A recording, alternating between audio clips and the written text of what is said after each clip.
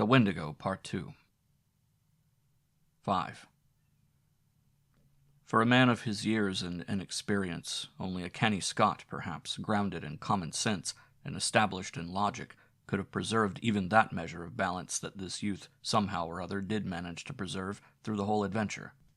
Otherwise, two things he presently noticed, while forging pluckily ahead, must have sent him headlong back to the comparative safety of his tent, instead of only making his hands close more tightly upon the rifle stock, while his heart, trained for the wee kirk, sent a wordless prayer winging its way to heaven. Both tracks, he saw, had undergone a change, and this change, so far as it concerned the footsteps of the man, was in some undecipherable manner appalling. It was in the bigger tracks he first noticed this, and for a long time he could not quite believe his eyes. Was it the blown leaves that produced odd effects of light and shade, or that the dry snow, drifting like finely ground rice about the edges, cast shadows and highlights? Or was it actually the fact that the great marks had become faintly colored? For round about the deep plunging holes of the animal there now appeared a mysterious reddish tinge that was more like an effect of light than of anything that dyed the substance of the snow itself. Every mark had it, and had it increasingly. This indistinct fiery tinge that painted a new touch of ghastliness into the picture. But when, wholly unable to explain or credit it, he turned his attention to the other tracks to discover if they too bore similar witness, he noticed that these had meanwhile undergone a change that was infinitely worse, and charged with far more horrible suggestion. For in the last 100 yards or so he saw that they had grown gradually into the semblance of the parent tread. Imperceptibly the change had come about, yet unmistakably. It was hard to see where the change first began. The result, however, was beyond question. Smaller, neater, more cleanly modeled, they formed now an exact and careful duplicate of the larger tracks beside them. The feet that produced them had, therefore, also changed, and something in his mind reared up with loathing and with terror as he saw it.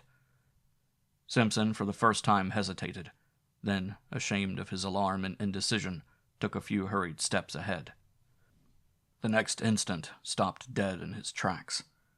Immediately in front of him all signs of the trail ceased. Both tracks came to an abrupt end. On all sides, for 100 yards and more, he searched in vain for the least indication of their continuance. There was nothing. The trees were very thick just there, big trees all of them, spruce, cedar, hemlock. There was no underbrush. He stood looking about him all distraught, bereft of any power of judgment. Then he set to work to search again and again, and yet again, but always with the same result. Nothing. The feet that printed the surface of the snow thus far had now, apparently, left the ground. And it was in that moment of distress and confusion that the whip of terror laid its most nicely calculated lash about his heart. It dropped with deadly effect upon the sorest spot of all, completely unnerving him. He had been secretly dreading all the time that it would come, and come it did. Far overhead, muted by great height and distance, strangely thinned and wailing, he heard the crying voice of Defago, the guide. The sound dropped upon him out of that still wintry sky with an effect of dismay and terror unsurpassed. The rifle fell to his feet. He stood motionless an instant, listening as it were with his whole body, then staggered back against the nearest tree for support, disorganized hopelessly in mind and spirit. To him, in that moment, it seemed the most shattering and dislocating experience he had ever known, so that his heart emptied itself of all feeling whatsoever, as by a sudden draught. Oh, this fiery height! Oh, my feet of fire! My burning feet of fire! Ran in far, beseeching accents of indescribable appeal this voice of anguish down the sky. Once it called, then silence through all the listening wilderness of trees. And Simpson, scarcely knowing what he did, presently found himself running wildly to and fro, searching, calling, tripping over roots and boulders, and flinging himself in a frenzy of undirected pursuit after the caller. Behind the screen of memory and emotion with which experience veils events, he plunged, distracted and half-deranged, picking up false lights like a ship at sea, terror in his eyes and heart and soul. For the panic of the wilderness had called to him in that voice, the power of untamed distance, the enticement of the desolation that destroys. He knew in that moment all the pains of someone hopelessly and irretrievably lost, suffering the lust and travail of a soul in the final loneliness. A vision of Defago, eternally hunted, driven and pursued across the skyey vastness of those ancient forests, fled like a flame across the dark ruin of his thoughts. It seemed ages before he could find anything in the chaos of his disorganized sensations to which he could anchor himself steady for a moment and think. The cry was not repeated. His own hoarse calling brought no response. The inscrutable forces of the wild had summoned their victim beyond recall and held him fast. Yet he searched and called, it seems, for hours afterwards, for it was late in the afternoon when at length he decided to abandon a useless pursuit and return to his camp on the shores of 50 Island Water. Even then he went with reluctance, that crying voice still echoing in his ears. With difficulty he found his rifle and the homeward trail, the concentration necessary to follow the badly blazed trees, and a biting hunger that gnawed, helped to keep his mind steady. Otherwise, he admits, the temporary aberration he had suffered might have been prolonged to the point of positive disaster. Gradually the ballast shifted back again, and he regained something that approached his normal equilibrium. But for all that, the journey through the gathering dusk was miserably haunted. He heard innumerable following footsteps, voices that laughed and whispered, and saw figures crouching behind trees and boulders, making signs to one another for a concerted attack the moment he had passed. The creeping murmur of the wind made him start and listen. He went stealthily, trying to hide where possible, and making as little sound as he could. The shadows of the woods, hitherto protective or covering merely, had now become menacing, challenging, and the pageantry in his frightened mind masked a host of possibilities that were all the more ominous for being obscure. The presentiment of a nameless doom lurked, ill-concealed, behind every detail of what had happened. It was really admirable how he emerged victor in the end. Men of riper powers and experience might have come through the ordeal with less success. He had himself tolerably well in hand, all things considered, and his plan of action proves it. Sleep being absolutely out of the question, and traveling an unknown trail in the darkness equally impracticable, he sat up the whole of that night, rifle in hand, before a fire he never for a single moment allowed to die down. The severity of the haunted vigil marked his soul for life, but it was successfully accomplished, and with the very first signs of dawn he set forth upon the long return journey to the home camp to get help. As before, he left a written note to explain his absence, and to indicate where he had left a plentiful cache of food and matches, though he had no expectation that any human hands would find them. How Simpson found his way alone by lake and forest might well make a story in itself, for to hear him tell is to know the passionate loneliness of soul that a man can feel when the wilderness holds him in the hollow of its illimitable hand and laughs. It is also to admire his indomitable pluck. He claims no skill, declaring that he followed the almost invisible trail mechanically and without thinking. And this, doubtless, is the truth. He relied upon the guiding of the unconscious mind, which is instinct. Perhaps, too, some sense of orientation, known to animals and primitive men, may have helped as well, for through all that tangled region he succeeded in reaching the exact spot where Defago had hidden the canoe nearly 3 days before, with the remark, "Strike due west across the lake into the sun to find the camp." There was not much sun left to guide him, but he used his compass to the best of his ability, embarking in the frail craft for the last 12 miles of his journey with a sensation of immense relief that the forest was at last behind him. And fortunately the water was calm. He took his line across the center of the lake instead of coasting round the shores for another 20 miles. Fortunately, too, the other hunters were back. The light of their fires furnished a steering point without which he might have searched all night long for the actual position of the camp. It was close upon midnight all the same when his canoe grated on the sandy cove, and Hank, Punk, and his uncle, disturbed in their sleep by his cries, ran quickly down and helped a very exhausted and broken specimen of Scotch humanity over the rocks towards a dying fire. 6. The sudden entrance of his prosaic uncle into this world of wizardry and horror that had haunted him without interruption now for 2 days and 2 nights had the immediate effect of giving to the affair an entirely new aspect. The sound of that crisp, "Hello, my boy," and "What's up now?" and the grasp of that dry and vigorous hand introduced another standard of judgment. A revulsion of feeling washed through him. He realized that he had let himself go rather badly. He even felt vaguely ashamed of himself. The native hard-headedness of his race reclaimed him, and this doubtless explains why he found it so hard to tell that group round the fire everything. He told enough, however, for the immediate decision to be arrived at that a relief party must start at the earliest possible moment, and that Simpson, in order to guide it capably, must first have food and, above all, sleep.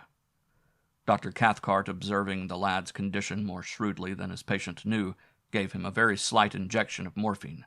For 6 hours he slept like the dead. From the description carefully written out afterwards by this student of divinity, it appears that the account he gave to the astonished group omitted sundry vital and important details. He declares that, with his uncle's wholesome matter-of-fact countenance staring him in the face, he simply had not the courage to mention them. Thus all the search party gathered, it would seem, was that Defago had suffered in the night an acute and inexplicable attack of mania, had imagined himself called by someone or something, and had plunged into the bush after it without food or rifle, where he must die a horrible and lingering death by cold and starvation, unless he could be found and rescued in time. And time, moreover, meant at once. In the course of the following day, however, they were off by 7, leaving Punk in charge with instructions to have food and fire always ready. Simpson found it possible to tell his uncle a good deal more of the story's true inwardness, without divining that it was drawn out of him as a matter of fact by a very subtle form of cross-examination. By the time they reached the beginning of the trail where the canoe was laid up against the return journey, he had mentioned how Defago spoke vaguely of something he called a Wendigo, how he cried in his sleep, how he imagined an unusual scent about the camp, and had betrayed other symptoms of mental excitement. He also admitted the bewildering effect of that extraordinary odor upon himself, pungent and acrid like the odor of lions. And by the time they were within an easy hour of 50 Island water, he had let slip the further fact, a foolish avowal of his own hysterical condition as he felt afterwards, that he had heard the vanished guide call for help. He omitted the singular phrases used, for he simply could not bring himself to repeat the preposterous language. Also, while describing how the man's footsteps in the snow had gradually assumed an exact miniature likeness of the animal's plunging tracks, he left out the fact that they measured a wholly incredible distance. It seemed a question, nicely balanced between individual pride and honesty, what he should reveal and what suppress. He mentioned the fiery tinge in the snow, for instance, yet shrank from telling that body and bed had been partly dragged out of the tent, with the net result that Dr. Cathcart, adroit psychologist that he fancied himself to be, had assured him clearly enough exactly where his mind, influenced by loneliness, bewilderment, and terror, had yielded to the strain and invited delusion. While praising his conduct, he managed at the same time to point out where, when, and how his mind had gone astray. He made his nephew think himself finer than he was by judicious praise, yet more foolish than he was by minimizing the value of his evidence. Like many another materialist, that is, he lied cleverly on the basis of insufficient knowledge, because the knowledge supplied seemed to his own particular intelligence inadmissible. "The spell of these terrible solitudes," he said, "cannot leave any mind untouched, any mind, that is, possessed of the higher imaginative qualities. It has worked upon yours exactly as it worked upon my own when I was your age. The animal that haunted your little camp was undoubtedly a moose, for the belling of a moose may have sometimes a very peculiar quality of sound. The colored appearance of the big tracks was obviously a defect of vision in your own eyes produced by excitement. The size and stretch of the tracks we shall prove when we come to them. But the hallucination of an audible voice, of course, is one of the commonest forms of delusion due to mental excitement. An excitement, my dear boy, perfectly excusable, and, let me add, wonderfully controlled by you under the circumstances. For the rest, I am bound to say you have acted with a splendid courage, for the terror of feeling oneself lost in this wilderness is nothing short of awful, and had I been in your place, I don't for a moment believe I could have behaved with 1/4 of your wisdom and decision. The only thing I find it uncommonly difficult to explain is that damned odor. It made me feel sick, I assure you, declared his nephew. Positively dizzy. His uncle's attitude of calm omniscience, merely because he knew more psychological formulae, made him slightly defiant. It was so easy to be wise in the explanation of an experience one has not personally witnessed. A kind of desolate and terrible odor is the only way I can describe it, he concluded, glancing at the features of the quiet, unemotional man beside him. I can only marvel, was the reply, that under the circumstances it did not seem to you even worse. The dry words, Simpson knew, hovered between the truth and his uncle's interpretation of the truth. And so at last they came to the little camp and found the tent still standing, the remains of the fire and the piece of paper pinned to a stake beside it, untouched. The cache, poorly contrived by inexperienced hands, however, had been discovered and opened by muskrats, mink, and squirrel. The matches lay scattered about the opening, but the food had been taken to the last crumb. "Well, fellers, he ain't here," exclaimed Hank loudly after his fashion, "and that's as sartain as the coal supply down below. But where he's got to by this time is about as uncertain as the trading crowns into other place." The presence of a divinity student was no barrier to his language at such a time, though for the reader's sake it may be severely edited. "I propose," he added, "that we start out at once and hunt for him like hell." The gloom of Defago's probable fate oppressed the whole party with a sense of dreadful gravity the moment they saw the familiar signs of recent occupancy. Especially the tent, with the bed of balsam branches still smoothed and flattened by the pressure of his body, seemed to bring his presence near to them. Simpson, feeling vaguely as if his word were somehow at stake, went about explaining particulars in a hushed tone. He was much calmer now, though overwearied with the strain of his many journeys. His uncle's method of explaining away, rather, the details still fresh in his haunted memory helped, too, to put ice upon his emotions. "And that's the direction he ran off in," he said to his two companions, pointing in the direction where the guide had vanished that morning in the gray dawn. "Straight down there he ran like a deer, in between the birch and the hemlock." Hank and Dr. Cathcart exchanged glances. "And it was about 2 miles down there in a straight line," continued the other, speaking with something of the former terror in his voice, "that I followed his trail to the place where it stopped, dead." "And where you heard him calling and caught the stench and all the rest of the wicked entertainment," cried Hank with a volubility that betrayed his keen distress. "And where your excitement overcame you to the point of producing illusions," added Dr. Cathcart under his breath, yet not so low that his nephew did not hear it. It was early in the afternoon, for they had traveled quickly, and there were still a good 2 hours of daylight left. Dr. Cathcart and Hank lost no time in beginning the search, but Simpson was too exhausted to accompany them. They would follow the blazed marks on the trees, and, where possible, his footsteps. Meanwhile, the best thing he could do was to keep a good fire going and rest. But after something like 3 hours' search, the darkness already down, the two men returned to camp with nothing to report. Fresh snow had covered all signs, and though they had followed the blazed trees to the spot where Simpson had turned back, they had not discovered the smallest indications of a human being, or, for that matter, of an animal. There were no fresh tracks of any kind. The snow lay undisturbed. It was difficult to know what was best to do, though in reality there was nothing more they could do. They might stay and search for weeks without much chance of success. The fresh snow destroyed their only hope, and they gathered round the fire for supper, a gloomy and despondent party. The facts indeed were sad enough, for Defago had a wife at Rat Portage, and his earnings were the family's sole means of support. Now that the whole truth in all its ugliness was out, it seemed useless to deal in further disguise or pretense. They talked openly of the facts and probabilities. It was not the first time, even in the experience of Dr. Cathcart, that a man had yielded to the singular seduction of the solitudes and gone out of his mind. Defago, moreover, was predisposed to something of the sort, for he already had the touch of melancholia in his blood, and his fibre was weakened by bouts of drinking that often lasted for weeks at a time. Something on this trip, one might never know precisely what, had sufficed to push him over the line, that was all. And he had gone off into the great wilderness of trees and lakes to die by starvation and exhaustion. The chances against his finding camp again were overwhelming. The delirium that was upon him would also doubtless have increased, and it was quite likely he might do violence to himself and so hasten his cruel fate. Even while they talked, indeed, the end had probably come.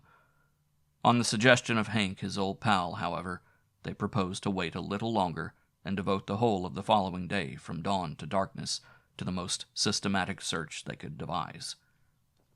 They would divide the territory between them. They discussed their plan in great detail. All that men could do, they would do. And meanwhile they talked about the particular form in which the singular panic of the wilderness had made its attack upon the mind of the unfortunate guide. Hank, though familiar with the legend and its general outline, obviously did not welcome the turn the conversation had taken. He contributed little, though that little was illuminating, for he admitted that a story ran over all this section of country to the effect that several Indians had seen the Wendigo along the shores of 50 Island Water in the fall of last year, and that this was the true reason of Defago's disinclination to hunt there. Hank doubtless felt that he had in a sense helped his old pal to death by over-persuading him.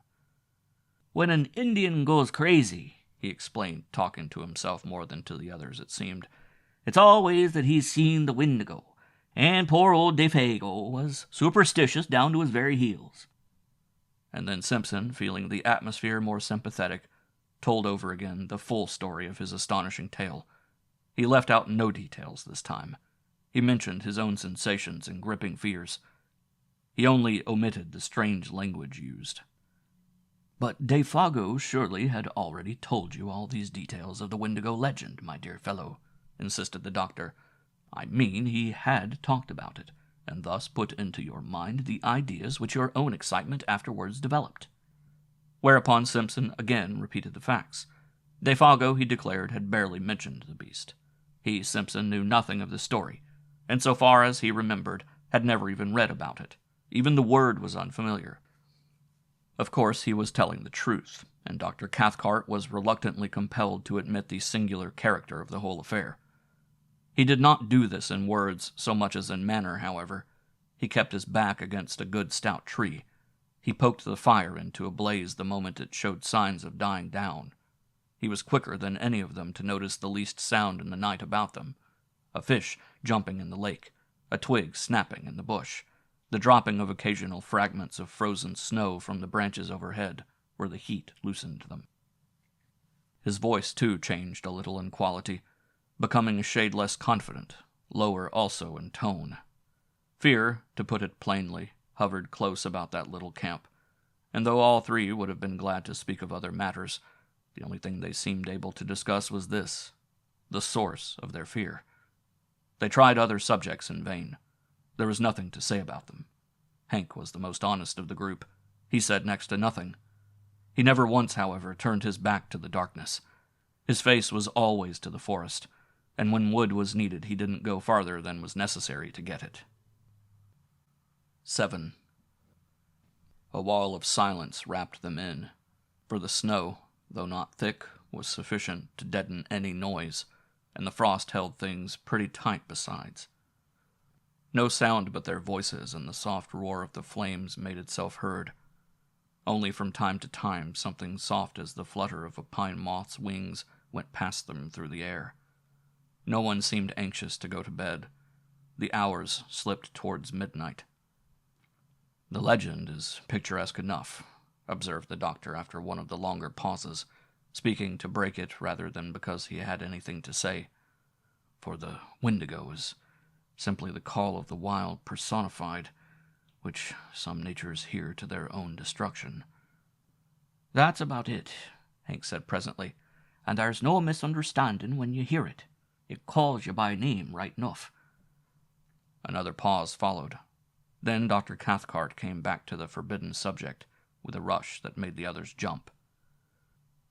"The allegory is significant," he remarked, looking about him into the darkness. "For the voice, they say, resembles all the minor sounds of the bush. Wind, falling water, cries of animals, and so forth. And once the victim hears that, he's off for good, of course. His most vulnerable points, moreover, are said to be the feet and the eyes. The feet, you see, for the lust of wandering, and the eyes for the lust of beauty. The poor beggar goes at such a dreadful speed that he bleeds beneath the eyes, and his feet burn." Dr. Cathcart, as he spoke, continued to peer uneasily into the surrounding gloom. His voice sank to a hushed tone. "The Wendigo," he added, "is said to burn his feet, owing to the friction, apparently caused by its tremendous velocity, till they drop off, and new ones form exactly like its own." Simpson listened in horrified amazement, but it was the pallor on Hank's face that fascinated him most. He would willingly have stopped his ears and closed his eyes had he dared. "It don't always keep to the ground, neither," came in Hank's slow, heavy drawl, "for it goes so high that he thinks the stars have set him all afire, and it'll take great thumping jumps sometimes, and run along the tops of the trees carrying its partner with it, and then dropping him just as a fish-hawk will drop a pickerel to kill it before eating. And its food of all the muck in the whole bush is moss." And he laughed a short, unnatural laugh. "It's a moss-eater, is the Wendigo," he added, looking up excitedly into the faces of his companions. "Moss-eater," he repeated, with a string of the most outlandish oaths he could invent. But Simpson now understood the true purpose of all this talk. What these two men, each strong and experienced in his own way, dreaded more than anything else was silence. They were talking against time. They were also talking against darkness, against the invasion of panic, against the admission reflection might bring that they were in an enemy's country, against anything, in fact, rather than allow their inmost thoughts to assume control. He himself, already initiated by the awful vigil with terror, was beyond both of them in this respect. He had reached the stage where he was immune. But these two, the scoffing, analytical doctor and the honest, dogged backwoodsman, each sat trembling in the depths of his being. Thus the hours passed, and thus, with lowered voices and a kind of taut inner resistance of spirit, this little group of humanity sat in the jaws of the wilderness and talked foolishly of the terrible and haunting legend. It was an unequal contest, all things considered, for the wilderness had already the advantage of first attack, and of a hostage. The fate of their comrade hung over them with a steadily increasing weight of oppression that finally became insupportable. It was Hank, after a pause longer than the preceding ones that no one seemed able to break, who first let loose all this pent-up emotion in very unexpected fashion. By springing up suddenly to his feet and letting out the most ear-shattering yell imaginable into the night. He could not contain himself any longer, it seemed. To make it carry even beyond an ordinary cry, he interrupted its rhythm by shaking the palm of his hand before his mouth. "That's for Defago," he said, looking down at the other two with a queer, defiant laugh. "For it's my belief," the sandwiched oaths may be admitted, "that my old partner's not far from us at this very minute." There was a vehemence and recklessness about his performance that made Simpson, too, start to his feet in amazement, and betrayed even the doctor into letting the pipe slip from between his lips. Hank's face was ghastly, but Cathcart's showed a sudden weakness, a loosening of all his faculties, as it were. Then a momentary anger blazed into his eyes, and he, too, though with deliberation born of habitual self-control, got upon his feet and faced the excited guide. For this was unpermissible, foolish, dangerous, and he meant to stop it in the bud. What might have happened in the next minute or two one may speculate about, yet never definitely know, for in the instant of profound silence that followed Hank's roaring voice, and as though in answer to it, something went past through the darkness of the sky overhead at terrific speed, something of necessity very large, for it displaced much air, while down between the trees there fell a faint and windy cry of a human voice, calling in tones of indescribable anguish and appeal.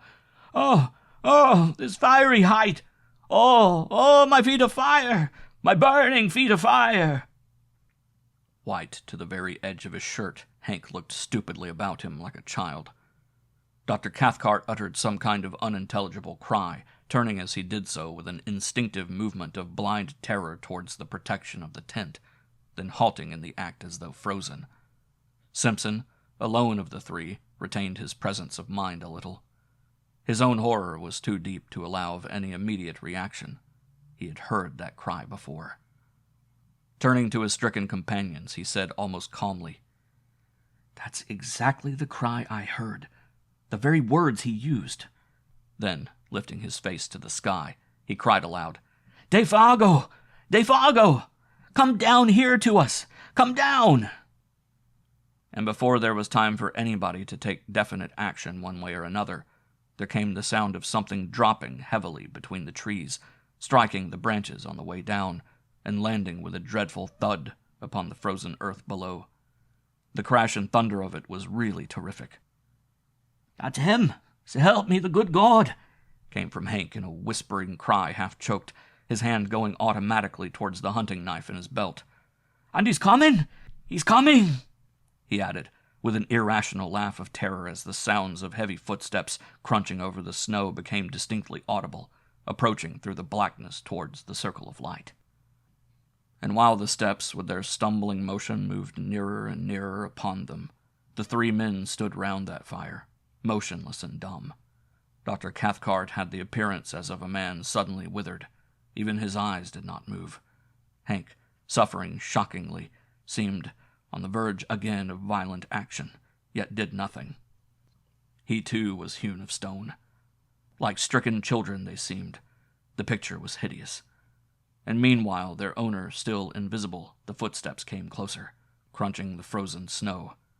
It was endless, too prolonged to be quite real, this measured and pitiless approach. It was accursed. 8. Then at length the darkness, having thus laboriously conceived, brought forth a figure. It drew forward into the zone of uncertain light where fire and shadows mingled, not 10 feet away, then halted, staring at them fixedly. The same instant it started forward again with the spasmodic motion, as of a thing moved by wires, and coming up closer to them, full into the glare of the fire, they perceived then that it was a man, and apparently that this man was Defago. Something like a skin of horror almost perceptibly drew down in that moment over every face, and 3 pairs of eyes shone through it as though they saw across the frontiers of normal vision into the unknown. Defago advanced, his tread faltering and uncertain. He made his way straight up to them as a group first, then turned sharply and peered close into the face of Simpson. The sound of a voice issued from his lips. "Here I am, Boss Simpson. I heard someone calling me." It was a faint, dried-up voice, made wheezy and breathless as by immense exertion. "I'm having a regular hellfire kind of a trip, I am." And he laughed, thrusting his head forward into the other's face. But that laugh started the machinery of the group of waxwork figures with the wax-white skins. Hank immediately sprang forward with a stream of oaths so far-fetched that Simpson did not recognize them as English at all, but thought he had lapsed into Indian or some other lingo.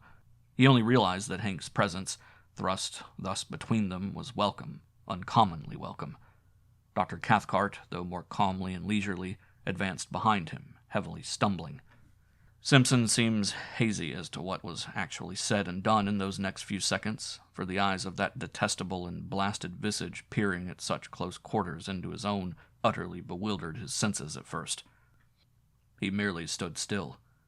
He said nothing.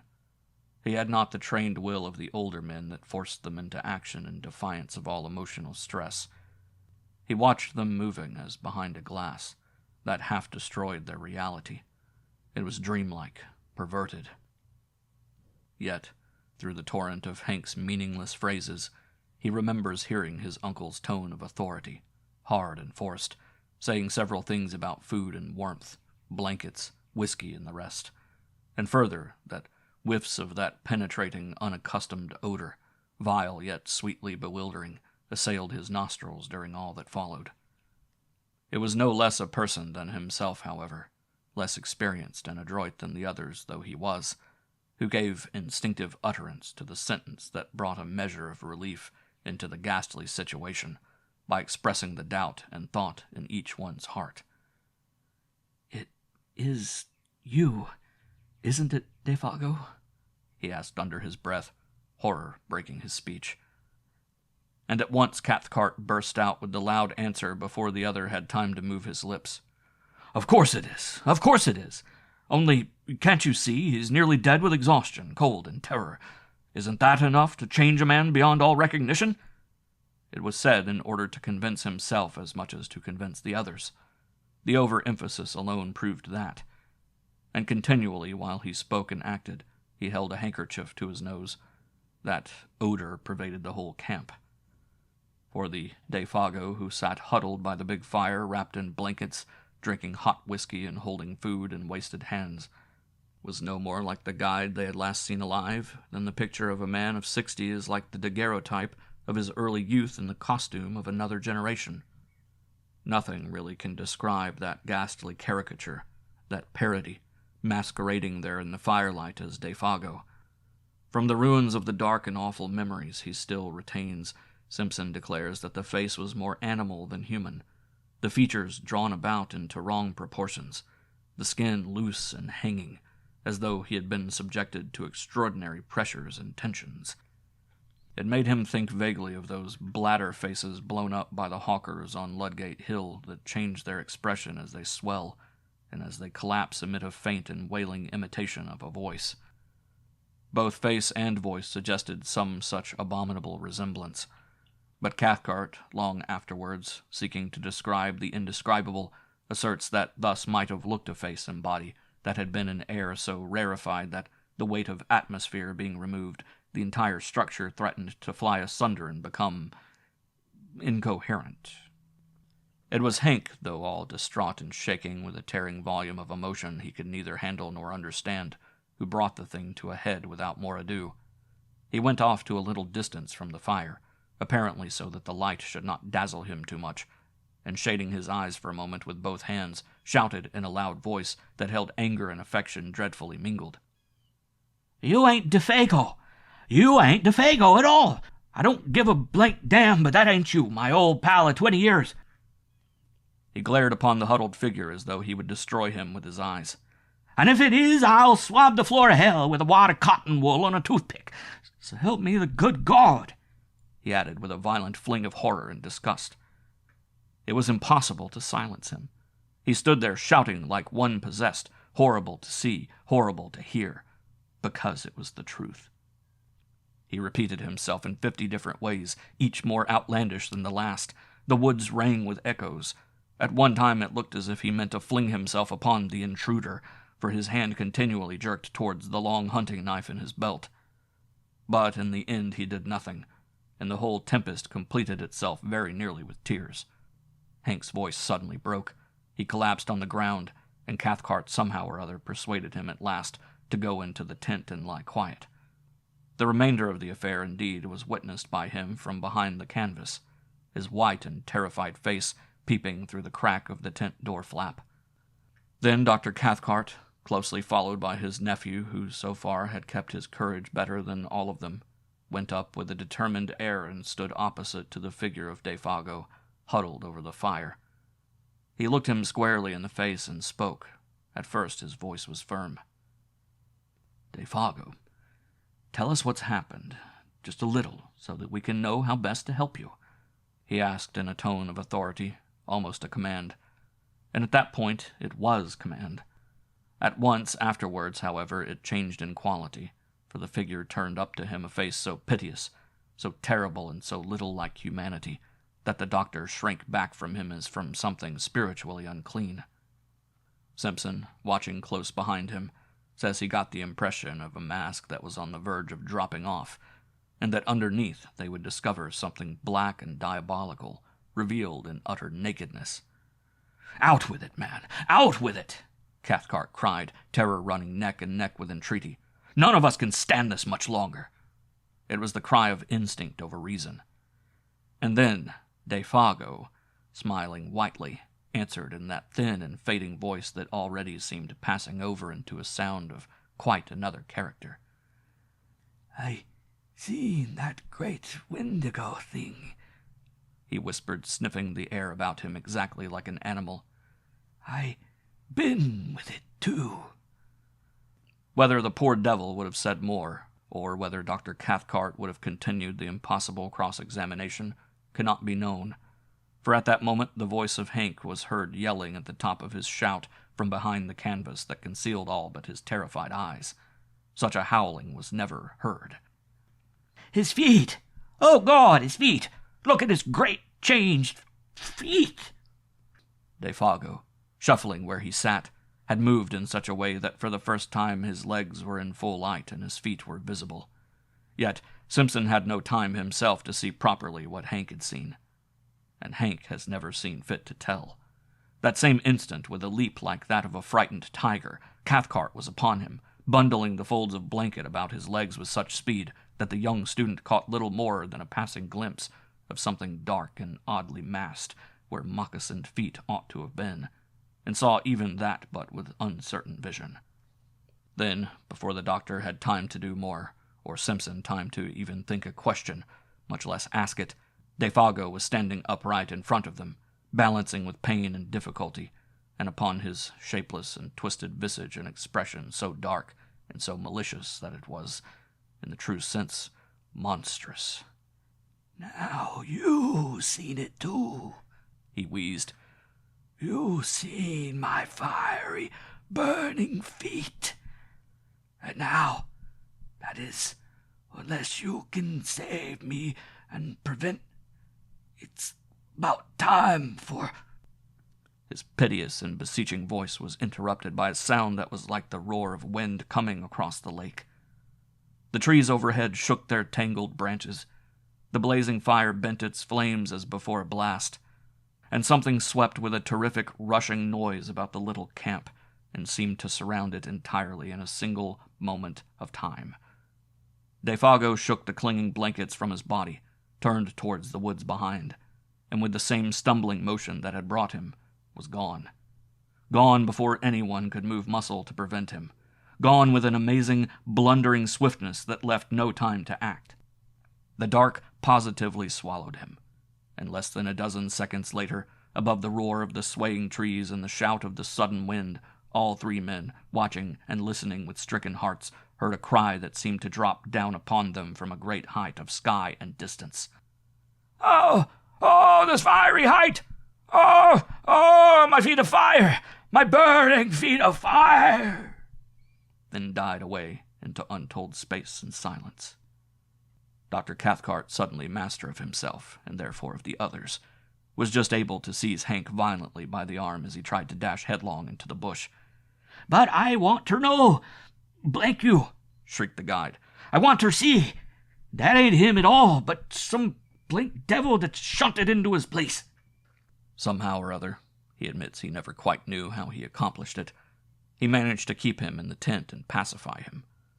The doctor apparently had reached the stage where reaction had set in and allowed his own innate force to conquer. Certainly he managed Hank admirably. It was his nephew, however, hitherto so wonderfully controlled, who gave him most cause for anxiety, for the cumulative strain had now produced a condition of lachrymose hysteria, which made it necessary to isolate him upon a bed of boughs and blankets as far removed from Hank as was possible under the circumstances. And there he lay as the watches of that haunted night passed over the lonely camp, crying startled sentences and fragments of sentences into the folds of his blankets. A quantity of gibberish about speed and height and fire mingled oddly with biblical memories of the classroom. "People with broken faces all on fire are coming at a most awful, awful place towards the camp," he would moan one minute, and the next would sit up and stare into the woods, intently listening and whisper, "How terrible in the wilderness are the feet of them that..." until his uncle came across to change the direction of his thoughts and comfort him. The hysteria, fortunately, proved but temporary. Sleep cured him, just as it cured Hank. Till the first signs of daylight came, soon after 5 o'clock, Dr. Cathcart kept his vigil. His face was the color of chalk, and there were strange flushes beneath the eyes. An appalling terror of the soul battled with his will all through those silent hours. These were some of the outer signs. At dawn he lit the fire himself, made breakfast, and woke the others, and by 7 they were well on their way back to the home camp, 3 perplexed and afflicted men, but each in his own way having reduced his inner turmoil to a condition of more or less systematized order again. 9. They talked little, and then only for the most wholesome and common things, for their minds were charged with painful thoughts that clamored for explanation, though no one dared refer to them. Hank, being nearest to the primitive conditions, was the first to find himself, for he was also less complex. In Dr. Cathcart, civilization championed his forces against an attack singular enough. To this day, perhaps, he is not quite sure of certain things. Anyhow, he took longer to find himself. Simpson, the student of divinity, it was who arranged his conclusions probably with the best, though not the most scientific appearance of order. Out there in the heart of unreclaimed wilderness, they had surely witnessed something crudely and essentially primitive. Something that had survived somehow the advance of humanity had emerged terrifically, betraying a scale of life still monstrous and immature. He envisaged it rather as a glimpse into prehistoric ages, when superstitions, gigantic and uncouth, still oppressed the hearts of men, when the forces of nature were still untamed, the powers that may have haunted a primeval universe not yet withdrawn. To this day he thinks of what he termed years later in a sermon savage and formidable potencies lurking behind the souls of men, not evil perhaps in themselves, yet instinctively hostile to humanity as it exists. With his uncle he never discussed the matter in detail, for the barrier between the two types of mind made it difficult. Only once, years later, something led them to the frontier of the subject, of a single detail of the subject, rather. "Can't you even tell me what they were like?"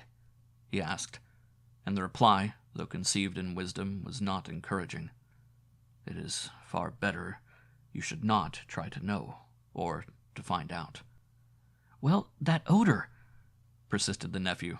"What do you make of that?" Dr. Cathcart looked at him and raised his eyebrows. "Odors," he replied, "are not so easy as sounds and sights of telepathic communication. I make as much, or as little probably, as you do yourself." He was not quite so glib as usual with his explanations. That was all. At the fall of day, cold, exhausted, famished, the party came to the end of the long portage and dragged themselves into a camp that at first glimpse seemed empty. Fire there was none, and no punk came forward to welcome them. The emotional capacity of all three was too overspent to recognize either surprise or annoyance, but the cry of spontaneous affection that burst from the lips of Hank as he rushed ahead of them towards the fireplace came probably as a warning that the end of the amazing affair was not quite yet. And both Cathcart and his nephew confessed afterwards that when they saw him kneel down in his excitement and embrace something that reclined, gently moving beside the extinguished ashes, they felt in their very bones that this something would prove to be Defago. The true Defago returned. And so, indeed, it was. It is soon told. Exhausted to the point of emaciation, the French-Canadian, what was left of him, that is, fumbled among the ashes, trying to make a fire. His body crouched there, the weak fingers obeying feebly the instinctive habit of a lifetime with twigs and matches. But there was no longer any mind to direct the simple operation. The mind had fled beyond recall, and with it, too, had fled memory. Not only recent events, but all previous life was a blank. This time it was the real man, though incredibly and horribly shrunken. On his face was no expression of any kind whatever. Fear, welcome, or recognition. He did not seem to know who it was that embraced him, or who it was that fed, warmed, and spoke to him the words of comfort and relief. Forlorn and broken beyond all reach of human aid, the little man did meekly as he was bidden. The something that had constituted him individual had vanished forever. In some ways it was more terribly moving than anything they had yet seen. That idiot smile as he drew wads of coarse moss from his swollen cheeks and told them that he was a damned moss-eater. The continued vomiting of even the simplest food. And worst of all, the piteous and childish voice of complaint in which he told him that his feet pained him, burned like fire, which was natural enough when Dr. Cathcart examined them and found both were dreadfully frozen. Beneath the eyes there were faint indications of recent bleeding. The details of how he survived the prolonged exposure, of where he had been, or of how he covered the great distance from one camp to the other, including an immense detour of the lake on foot since he had no canoe, all this remains unknown. His memory had vanished completely, and before the end of the winter whose beginning witnessed this strange occurrence, Defago, bereft of mind, memory, and soul, had gone with it. He lingered only a few weeks. And what Punk was able to contribute to the story throws no further light upon it. He was cleaning fish by the lake shore about 5 o'clock in the evening. An hour, that is, before the search party returned, when he saw the shadow of the guide picking its way weakly into camp. In advance of him, he declares, came the faint whiff of a certain singular odor. That same instant, old Punk started for home. He covered the entire journey of 3 days as only Indian blood could have covered it. The terror of a whole race drove him. He knew what it all meant. Defago had seen the Wendigo.